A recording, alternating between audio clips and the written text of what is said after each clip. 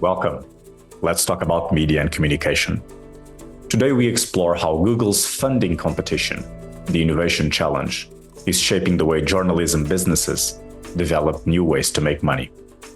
I have invited Alfred Hermida to analyze projects funded between 2018 and 2022.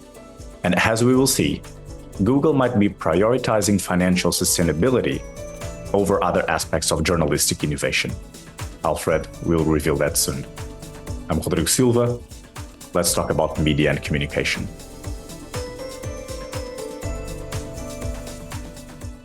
Alfred, welcome to our episode. Thank you, Rodrigo. It's a pleasure to be here. So your study looks at a wider range of projects over a longer period, and well, it helps us understand how Google's funding shapes journalism innovation and how this might impact, of course, public good mission of journalism. So that's why you decided to start the study? Well, this is part of a larger project with my colleague and co-author Marilyn Young at the University of British Columbia, where we're looking at emerging business models, innovation practices, trying to answer the question in terms of what does the future of journalism looks like, who are the actors here, and what are the sustainable ideas being put forward to fund and support this journalism. We were interested in Google because platforms like Google and Meta have had an outsized influence to a certain extent in terms of its funding of journalism. And this is happening at a global level, but also at a national level. And you can see a scenario where Google potentially has significant impact at a national level in funding innovation. So for this project, we wanted to look at the Google News Innovation Challenge. It ran over 4 years from 2018 to 2022. It ran in 78 countries globally, and they funded a total of 354 projects. So we want to say, how does Google think of and conceive of innovation? How does it think of and conceive of sustainable business models? Because the aim of this project was largely around developing business models. It also wanted to encourage novel ways of thinking and encourage diversity. But a key focus was all about how do you develop a sustainable future for journalism? Mm-hmm. And what are the most important findings or conclusions that you would pinpoint from your study? Well, I think there's two things here. One is that we see a significant amount of that funding going to the United States and then also to Europe. So big chunk to more mature media markets and with an impact and a focus on the US, as you might expect from a company like Google. But they were spread across the world, across all the regions in the world. The one thing that struck us looking at the results and analyzing what kind of projects were funded was the sort of things they were supporting. And most of the funding, about 3/4 of it, was revolved around business models to do with reader revenue, business models to do with distribution, and business models to do with audience engagement. Now, what's striking about this is that all of these involved readers, all involve the audience. So even when we had projects that was about developing new methods of distribution, the aim was to reach new readers, new listeners who would be able to pay for the service. When it came to audience engagement, again, that was tied into having people become more involved with an organization so they become members and subscribers. So one key thing that struck us from this research and from the findings was that the orthodoxy of reader revenue was a global phenomenon. Over 4 years, we see both organizations applying to Google to fund reader revenue ideas and Google funding these ideas.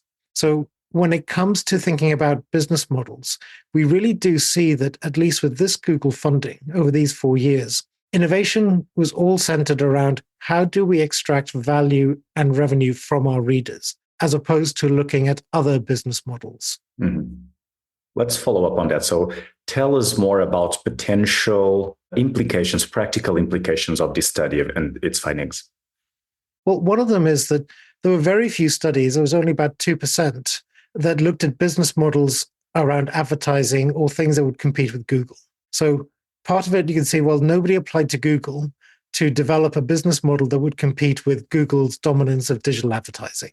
So we see that was ruled out. But I think the key thing for both scholars and for industry is that at a time when we're seeing the decline of commercial media, where we're seeing the dominance of advertising by platforms such as Google, Meta, and Amazon, that the solution to these financial challenges seems to be readers, seems to be the audience. And we're seeing this both encouraged by what Google has funded and also reinforced. Because one of the things we discuss in the paper is, well, if other organizations look to see what does Google fund, what has been successful, they will see reader revenue projects being funded, distribution projects being funded. And we suggest that this is going to then encourage other news organizations, journalism startups to follow the same kind of model. Because in a sense, they're being validated by Google. Google has given its stamp of approval to these types of projects that focus on one business model, which essentially is readers through membership, donations, subscriptions, paywalls. Mm-hmm. But it does rather narrow the options left to journalism, because essentially it's saying readers are the answer. And if we look back in Canada in the 70s and 80s, circulation, the money that people would pay for a physical newspaper, accounted only for about 17% of revenue.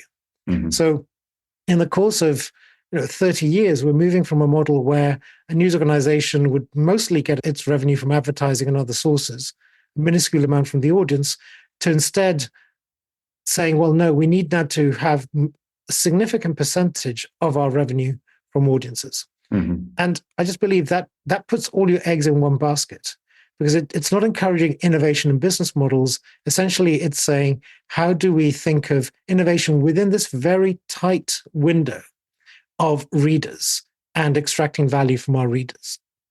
Mm-hmm. And so what should future research focus on? The impact of other platforms, or is there something else worthy of conducting research on now? Well, this was a snapshot of innovation and business models, because it really is looking at a specific fund that Google ran around innovation. Our focus for it, and the reason I think it's important, is because it deliberately was around innovation. Google has been entangled with the news industry through providing different supports, boot camps, etc. This one was very specifically to say, how do we support innovative practices that develop business models, encourage diversity, etc. Mm-hmm. And so I think the scope here to say, what kind of impact does this have beyond that? One of the questions that emerges from research is that, of course, we don't know the projects that weren't funded. We don't know who applied to Google and didn't get money. We only know what Google funded. And so we don't know whether did Google fund reader revenue projects because that's what Google was focused on, or is that what people were applying to Google to fund? I suspect it's a mixture of both. So there's a sort of validation process where projects get funded, other news organizations see this has been funded, they see the success of big media giants like the New York Times and the Guardian with reader revenue.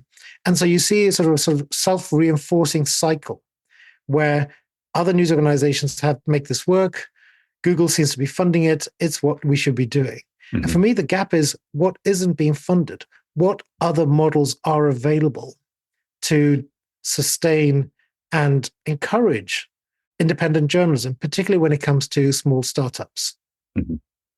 I actually found interesting, in your article and here in the conversation when you mentioned this, this too big probably focus on audience engagement. And also when you mentioned the potential for Google to act like a private government, there was a good intake in the article. So what reflections about the study do you want to share with the listeners and viewers, some personal reflections of what you found? One of the interesting things is that Google, with these funding calls, Google would set some parameters, but they were very loose parameters. One of the things they wanted to encourage was greater projects around diversity and inclusion and equity. And there were a handful of those, but they were a very small number. So that leads to a question for further research.